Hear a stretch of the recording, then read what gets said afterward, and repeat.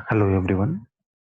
In this session, we will be discussing about social network analysis. You know what is called social network, right?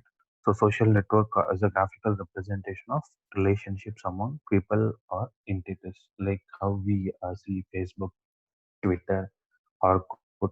So these kind of social networks. And this are not alone. You'll be talking about as social networks. There are many much more things about this.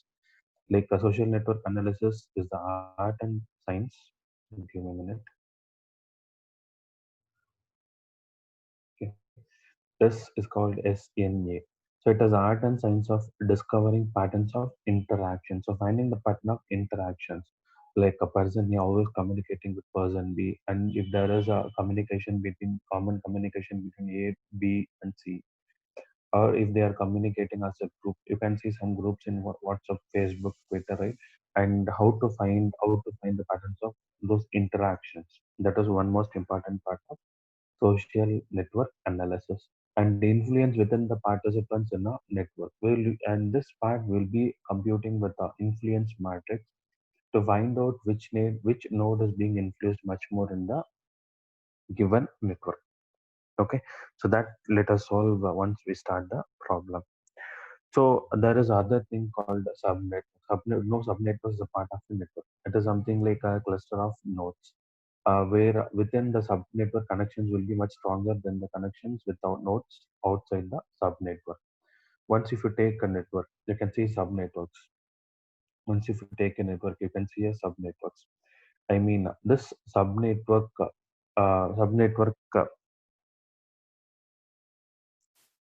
is okay.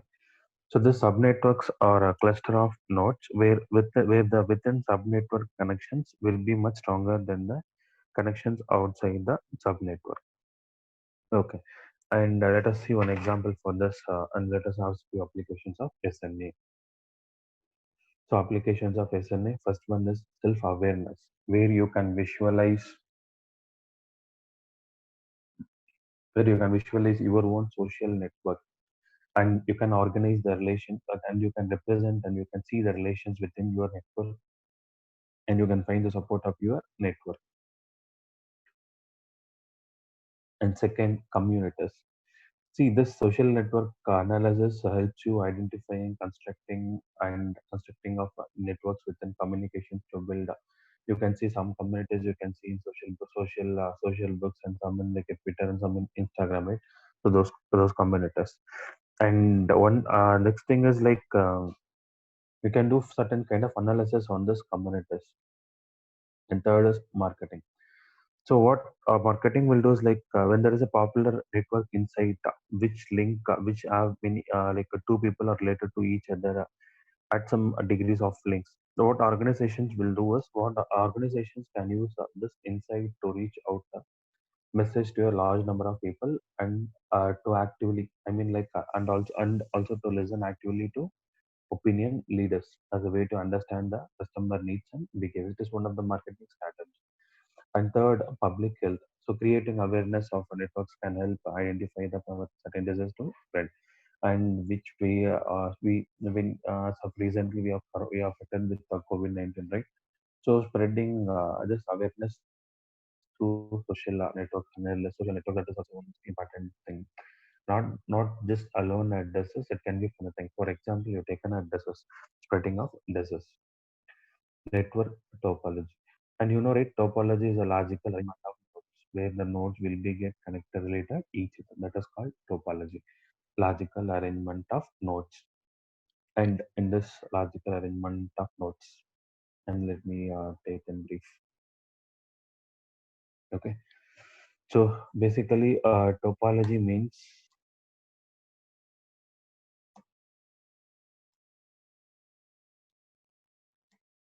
logical arrangement of nodes, right? So topology means logical arrangement of nodes. In this, we have set of topologies. I mean, like a star topology, mesh topology, bus topology, hub topology. We have a number of things, and among those things, here we'll be talking about only two things. One is ring, and the other one is hub. Okay, among those things, we'll be talking about one is a ring,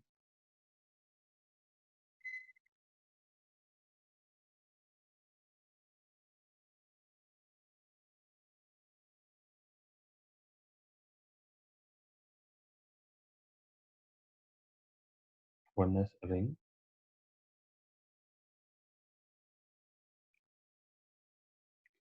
and the other one is hub. Okay, so these are the two networking terminologies that we will be discussing in this social network analysis. So as the name indicates, it is a ring. You can see like it is a ring topology, which will be connected in a circular manner, which will be connected as like a ring. Okay, so which will be connected as like a ring. That is a ring topology. I can show you the example in the next slide. Okay, how a ring topology is. So ring topology connects to the adjacent nodes, connect to the adjacent nodes in the network. Let us go for that slide.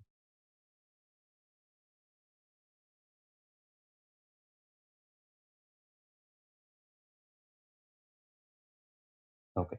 So this is ring topology and this is hub topology. As I told you, like a ring topology which connects nodes with their adjacent nodes, right? So with this is a node and this is adjacent node and this is the adjacent node. So which connects adjacent nodes to the nodes in the network. And second thing, and all the we must see all the nodes can be connected to each other as like in a ring. And here ring network could be of like a dense network or it can be of like a sparse network. So what is mean by dense network? What is mean by sparse network? Dense network means with the more connections and will allow many connections between pair of nodes. But in sparse network, only one may need to traverse the connections between pair of nodes. To be simple, it is like a dense is highly populated, sparse is less populated. Okay. So in practice, if you take examples, peer-to-peer email, it is an peer-to-peer email network is an example of the ring model. And if you take hub or centralized model, it is called hub or centralized model. And you can see one central hub to which all the nodes are connected. And there is no direct relationship between the nodes. Okay. And this is a hierarchical network structure since the hub is the central node of the network. And here the hub node is structurally more important. This is more important than all the other nodes. And the best thing is if you want to traverse to the other node, this one traverse to the other node. I mean, if you want to traverse from here to here, it is possible I will be doing with that node. One, I will be moving from here to central, then I will be connecting to this. If I need to move from here, then here to this, here to here. But in case if you are here and you want to traverse through this node, means you need to go here, you need to get back to here. Okay. So it is a small comparison between this and that. So here the density of network is more important. That tells you like either dense populated or sparse populated. Okay. So based on that, we will be discussing the things. So let us try to have the differences between this hub topology and ring topology. Hub topology, ring topology. Hub topology, the first point is which is connected to their adjacent nodes, which is connected to their adjacent nodes. Whereas in hub topology, which is connected to central hub, right? So which is connected to central hub. And second point in here is in ring topologies, you talked about two things, right? A sparse network, dense network, dense and sparse network. And here we determine the density of a network using the average number of connections.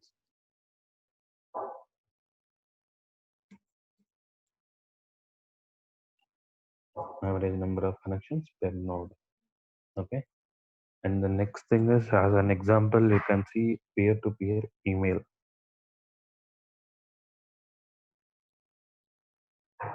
This is an example.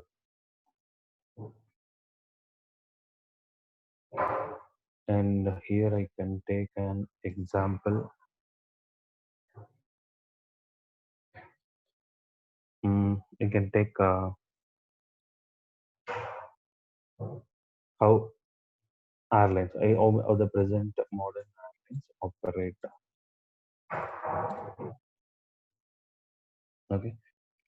So this is the a comparison between ring topology and hub spoke topology.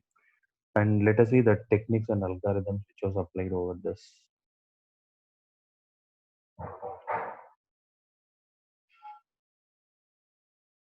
Let me click. Okay. So the density of a network can be defined as the average number of connections per node. This is the part of spoke but hub topology. So another way of analyzing network is to define the centrality of every node. Here, what is the mean by centrality? It is the importance of every node. I mean, for example, the number of links associated with the node is a sign of centrality of a node. This I shall explain you in the next slide. Okay. So techniques and algorithms. So there are two major levels in SNA. The first thing is to discover subnetworks within the network, and second and next thing is ranking the nodes. So this is how the Google search engine works, right? Once if you go for Google and search something, you can see the websites. So the websites will be rated in some order. So the website which has the rank one will be at the top, and next will be at the next, and the next will be at the next. So based on this page rank, the websites will be get ordered, will be arranged. Okay. And as a first part, let us see how finding subnetworks. See, a large network can be analyzed. A large network can be analyzed and managed as a subnetwork. Even again, it is an even again it is an interconnected set of networks, right? But each with its own identity and unique characteristics. And this is something like finding a subnetwork within a network is something like doing a cluster analysis. Okay. So finding a network within the subnetwork is just doing like a cluster analysis. So as a cluster analysis, what we do is like we'll be trying to create a cluster. We will be trying to form a cluster. I mean, the nodes which falls under certain category will be taken as cluster A, and the other will be taken as cluster B. And similarly, like here also we'll be doing the same thing. The nodes which has a strong ties between adjacent nodes, that will be getting into category of cluster A. And the nodes with weak or no ties will be taken as a cluster B. I mean, this if this of one cluster and it is of the other cluster. And it is just like unsupervised learning technique, which we have discussed about unsupervised learning technique. So this is an unsupervised learning technique. And the other thing is like as an a priori algorithm, we don't know how many number of associations, how many number of rules we are going to create. Similarly, and here too, there is no proper number or there is no correct number of subnets in a network. Okay. So it is something like it can be predictable, it can be found out only when you start analyzing the problem. So finding subnetworks, the first thing we will be trying to visualize, we'll be trying to represent our network in part of subnetworks, in part of blocks. That is just by doing like a clustering analysis. Okay. So this is finding subnetworks. I mean creating subnetworks. This is finding or creating subnetworks. So this is finding about subnetworks. Visualize let us show small subnetworks. And here, if you can see here, you can see here. A small subnetwork, for example, and the colors which has been shown is make you to understand that that was a subnetwork, and this is going to be your network. And from this, I can take this as a subnetwork one. I can take this as a subnetwork two. I can take this as a subnetwork three. I can take this as a subnetwork four. In this way, I can extend. I can enlarge my network. Okay, I can understand. I can analyze my network in terms of like this. Okay. And the second part, the second thing like the computing importance of each node. So computing importance of each node. So when the connections between the nodes in the network, our direction to them, like we call unidirectional and we call bidirectional, right? So we call unidirectional, bidirectional, and this is a unidirectional, and this is bidirectional. Right? So this is unidirectional since it is unidirectional, and this is bidirectional. You know the meaning, right? Unidirectional, bidirectional. Unidirectional, which communicates to a one side, and that's how I'm talking to you. Bidirectional, even after sending a message from my side, from me to you, and then getting back a response from your side to myself. That is called bidirectional. Okay. So what is that computing importance of nodes? So here, what we do is we will compute here we will compute the relative influence. Relative influence. See, influences can also be taken as importance, or can also be taken as rank of node. So in this context, this influence, right? Influence can also be treated as importance, and same can also be considered as rank of a node. All the three represents the same meaning in this case. Okay. So in this scenario, ANFL, okay. In this scenario, in this scenario, this influence, importance, rank of a node, all this can be considered in the same scenario. Okay. So this is how we are doing this influence matrix is using an influence flow model. So let us discuss what is called influence model and how we are going to compute the importance of a node. Okay. And let us take a small example problem. So consider the following simple network with four nodes. It is given four nodes. One is A, one is B, one is C, one is D. Directed links between them are shown in figure. So this is a given problem. Now I need to analyze, I need to solve it. Right. So this is called unidirectional. Okay. This is called unidirectional, which is communicating on a single direction. And if you take this here, you can see two links which are communicated to each other.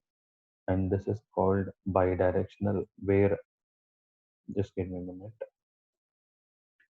where A is communicating to B and B is communicating to A, where you can see a set of messages being exchanged among the things. So it is called this. And let us see from this how we are, from this how we can find the influence matrix. Okay. So that is step one.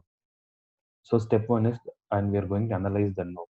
The node is given with four nodes, one, two, three, four nodes, and six directed links. One, two, three, four, five, six.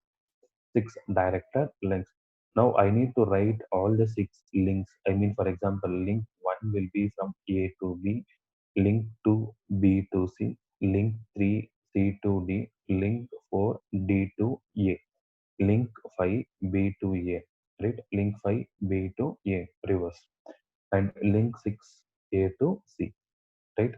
So node A links to B, B links to C, C links to D, D links to A links to C, B links to A. So this is the step one, writing all the links connection between the nodes. Okay, we have one bidirectional, A to B and B to A to B and B to A. All the remaining are unidirectional. And next one thing is like A is connecting to B and as well as A is connecting to C. So totally these are the six links which are given in our problem with four nodes. And now step two. Next, what we need to do is what we'll be doing is like for each and every node, for each and every node, if we take like I have given with node A, node B, node C, node D. So to count to find its influence, I'm creating a rank for each and every value variable. Okay.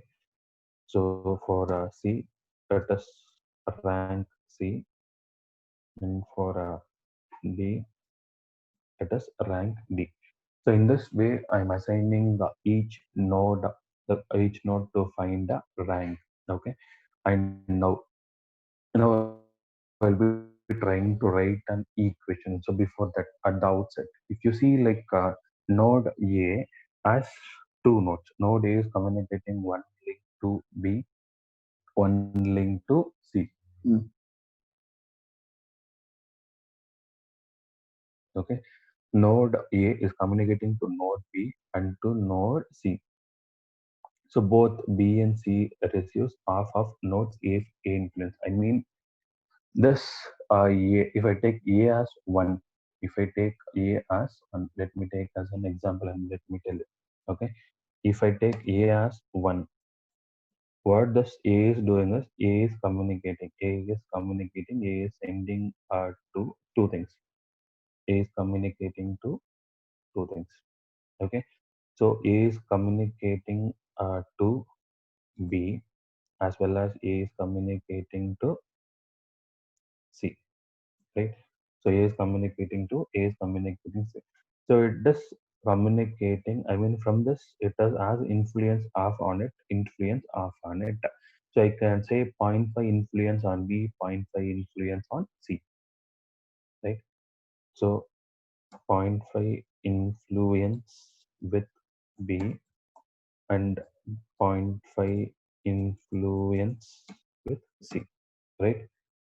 Can you understand? Okay. I think this will be better for you in understanding. Okay. So this is the meaning of it. And in case I have the other node called C, I have other node called C. And if I take C as one, since C is communicating, since C is connected, right? Since C is connected with a single node, that is D, where it receives a complete, I mean, where it receives overall influence one. Okay. And there is no division in it. So since it is A is including in B, it is half influence on B, half influence on C. If I have three, then it is 1/3. Okay. If I have three, then it is 1/3. But whereas C is reserving full attention towards D. And based on this strategies, based on this relations, now we will be trying to write an equation. Okay.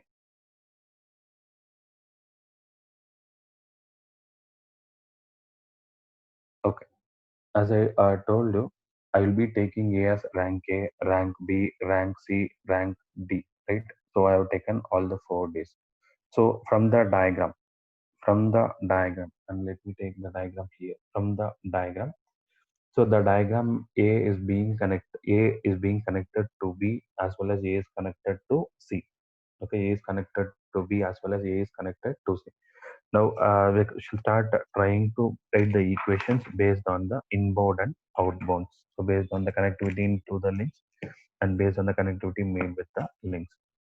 So rank A equal to zero point 0.5 into B. I mean, if I take the first cycle, if I take the first link, I can see rank A is equal to zero point 0.5 into RB plus RD. Okay. And second RB equal to 0.5 into A. So RA is equal to 0.5 into RB plus RD. Okay, what does this meaning is? So A is the node which is getting off influence from B and full influence from D. From the diagram, you can see from the diagram you can take in six links. Right? From the diagram, we have taken six links. So where B is having a link to A, B is having a link to A. It is a link. It is not greater than symbol. B is having a link to A. Similarly, D is also having a link to A. In this case, B is even having a link to C. Okay. In this case, B is having a even link to C. If I take node A, let me take. If I take node A is connected to B, connected to C, connected to D. Right. So node A is connected to B, connected to C, connected to D. Now I'm talking only about the inbound link to A. In that case, A has the inbound link. A has the inbound link. Okay. I'm just repeating it. A has the inbound link, which is from only B and D. Okay. A has the inbound link only from A, B and D. In this case, B is having its off influence on A and off influence on C. Okay. So off influence on A, off influence into rank of B plus rank of D. So this is how framing a first equation. And second equation, RB. If I take B, the in link is only from A to B.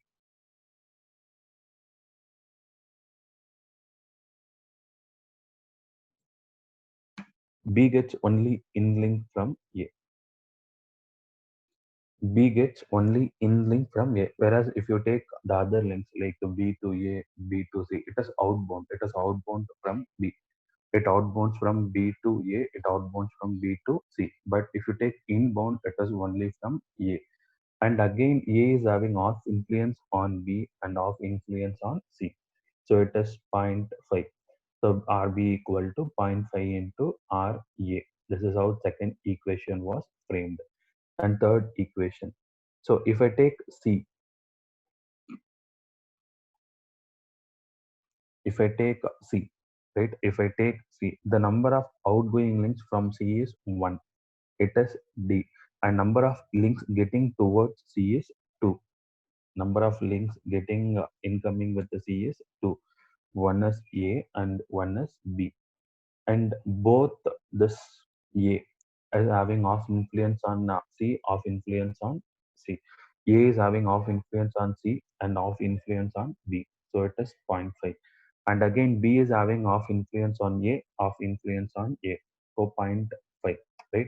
So B is having off influence on A, off influence on C. So zero point 0.5.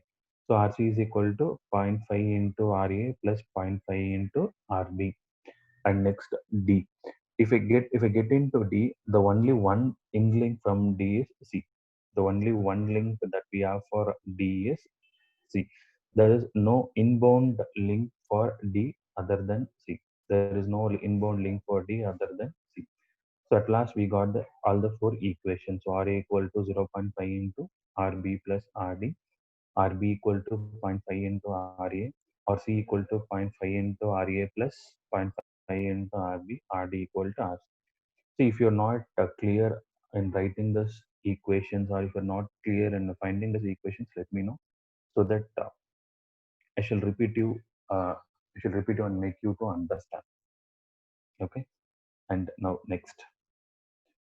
So this is step one. Still we are in step one, right? Still we are in step one. So now I need to create an influence matrix. I need to create an influence matrix like RA, RB, RC, RD. If you take RA has influence on RB and RD. There is no C and in it. There is no C, no A. So there is no C and there is no, sorry, there is no A, there is no C.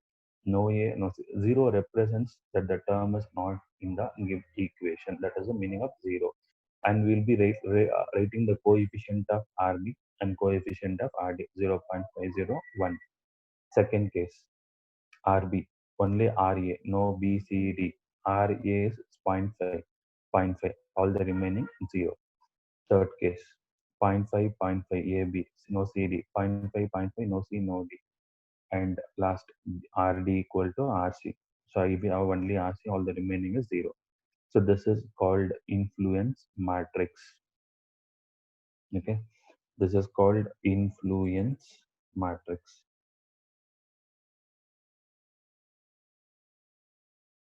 This is called influence matrix, right? So this is called influence matrix. So this is step one where I created an influence matrix. And now I need to solve this, right? Now I need to repeat this. Now I need to solve this to make my data set to be fit. Or like, okay, step two. And for simplification, let us treat that all the rank values add up to n. Let us treat that all the rank values add up to 1. And each node has a fraction as a rank value. Each node has a fraction of the rank value. Let's start with the initial set of rank values. That is the initial set of rank values which we have taken from the influence matrix. That is the initial set of values. And we shall iterate with new rank values until the values get stabilized, until they stabilize. So when you are doing this, you can start with an initial rank value such as 1 by n or 1 by 4 of each of the nodes. It can be 1 by n, that is 1 by 4 of each of the nodes. And here it is 1 by n. I have totally 4 nodes, so 1 by 4 for each node. And now let's see how it works. So I'm taking 1 by 4, right? So now my variable values will be RA 2.0, RB 2.0, RB 250, RC 0.25, RD 0.25.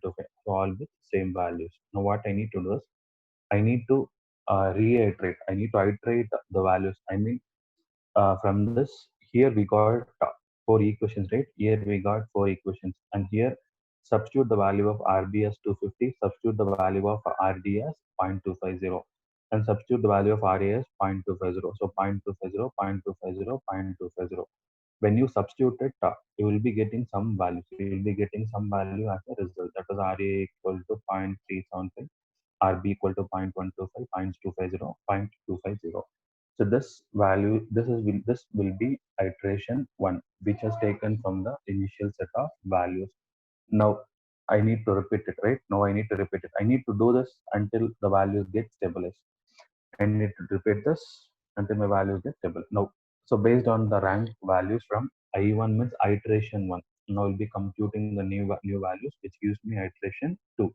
Similarly, just apply this values into those equations. You will get iteration two. Okay, the same repetition, you will be getting the same output values. So next to this, so once if you compute this, you can see like the initial value iteration 1, iteration 2, up to iteration 8. Okay, up to iteration 8. So here the final values are shown with iteration 8. So we are trying to repeat it. We are trying to repeat the iterations until all the values get stabilized. And here you can see the final values at the end of item iteration 8 is 0.333, 0.1669, 0.2499, 0.250. This you can round off to 0.250. This we can round off to 0.167. Okay.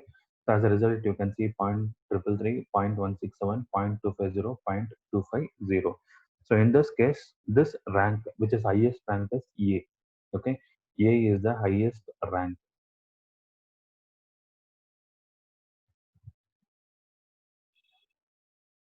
A is having the highest rank.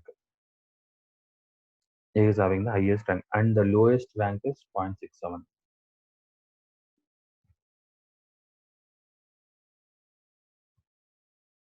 Lowest rank is 0.67, and both these lie somewhere in the middle. So both these are equal.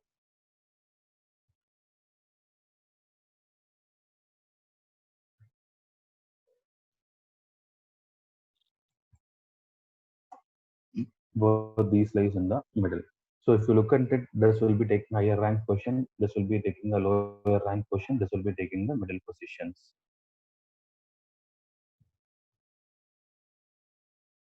Okay. So the most important node is node A, which has the highest value of 0.333, and the lowest rank of node is 0.1, that is B. That is taken it as like in textbook you can see it as 0.167, and node C and D are the middle ones. So this is one example for computing importance of a node. Computing importance of a node. This is one example for getting importance of a node. And next one is page rank. So PageRank is a particular application of a social network analysis technique. So it is application of a social network analysis technique to compute the relative importance of websites in overall worldwide web. Like see the data on web, you can see like the internet websites, the data are just hyperlinked or just hyper connected. You can get the information with the help of web spiders or like web crawlers, web bot. Here each and every web page in social in node is a social network, and you can see some web pages will be just redirecting with an hyperlinks, redirecting with hyperlinks, right? And every outbound link from a web page is considered an outflow of influence of that web page. So that is most important. And this is a computational technique which is applied to compute a relative importance to each page. That score is called page rank. And this is used by Google for ordering the display of websites in response to such queries. That is a website queries and response that you get in internet. And this the one other thing is like since some like the most websites owners, what they do is they want their website to be the best. They want their website to be at the top of the page rank. So what they may do, like they may in that case they will be trying to boost their page rank by creating some dummy websites whose ranks can be made to flow into their desired website. And also some cases setting a cyclic set of links from where the web crawler may not be able to break out, and this is called spider traps. And to overcome all these challenges, what Google has done is, to overcome all these things, Google has included included a term called teleporting factor. To overcome from all these problems, Google has included a teleporting factor into to come in computing the page rank. So what this teleporting is doing is teleporting assumes that there is a potential link from any node to any other node. That is irrespective of whether it is actually exists or not. That is the other thing. And then the influence matrix is multiplied by a weighting factor called beta. The influence matrix is multiplied by weighting factor called beta with a value of 85%. Okay. So it is multiplied by a weighting factor called beta with a typical value of 85%. And the remaining 15% is given to teleportation, and the remaining 50% is given to teleportation. And in teleportation matrix, each cell is given a rank of 1 by n, where n is the number of nodes on the web. And the two matrices, when you add the two matrices, that will get you the final influence matrix. Then it can iterate. Then you can iterate as the example which you have discussed. No. Okay. So this is page rank. And some few practical considerations in social network analysis. One is network size. So it is most important, network size. I mean, you can see most of the network analysis had been done on small networks. And implementing or doing it in a much larger network is a challengeable task. And second, gathering data, like how you're going to gather data, like electronic communication records, like emails, chats, and Facebook, WhatsApp, Facebook, Twitter, and this kind of social medias. And second thing, like how we are going to get the data, how we are going to process those data, and how you're going to how you're trying to find the relationship between them, like finding the patterns of interested patterns. That is the most challengeable task. And third, computation and visualization. See, we have a number of techniques in visualization for data visualization. We have studied some 8 to 12 charts diagrams for data visualization. But modeling a large networks is always challenging in doing the thing. And we need certain data analytics tool. Big data analytics tool to compute large networks. And fourth, dynamic networks. So relationship between nodes in a social network can be fluid, which mean can be dynamic in nature. For example, when two people are connected when two nodes or two people connected in a relation, that can be of any relation. I can so it can be like a spouse relation, it can be like a co-worker, it can be a co-author, and they can be the friends. They can be of any kind of relation. So it is one way of there is one way of modeling frequently to see the dynamics of the network. So these are the four practical considerations in social network analysis. And here the comparison between social network analysis and the traditional data mining. And the nature of learning is it is unsupervised. It is consists of both supervised and supervised and also semi-supervised. And analysis of goals. So it is a goal is to identify hub nodes, important nodes and sub networks. And here the goal is to create decision rules and send cluster and provides. And data set structure. The data set structure in social network analysis is like a graph of nodes and links. That is the data structure. And it uses data of variables and instances, right? That uses data variables. Like a rectangular data of variables and instances. You can say it is like rectangular data. And analysis technique. We have visualization statistics techniques and machine learning and statistics techniques. Quality measurement usefulness is key criterion, most important, and near predictive accuracy for classification techniques. Okay, so SNA is a most powerful method of analyzing relationships among entities to identify strong patterns. So this is about social network analysis. So let us quickly rewind the most important points in social network analysis. So first and foremost thing is about what is called social network analysis. It is like art and discovery by trying to find the pattern of interactions. Next, applications of SNA. Here we talked about self-awareness, communities, marketing, public health. Next, we talked about network topologies. Here we talked about two things, ring and hub. Still, we have a more number of network topologies like mesh, star. There are a number of topology techniques out there, but our focus only on ring and hub. And next, we talked about techniques and algorithms. So techniques and algorithms in finding the social networks. Like in this, we discussed about and the terms discussed about finding subnetworks. And I need second thing is computing its importance. I mean computing its influence. That is the other thing. Computing its importance. That is finding its influence. And third problem. And next part is about page rank and page rank. How Google has followed this. And one added term to this is teleporting factor. And the last part, the next part is practical considerations. Practical considerations you have taken network size, gathering data, computation and visualization, dynamic networks. And at last, social network analysis versus traditional data mining. Okay, so this is the overview of summary of today's topics which we have discussed.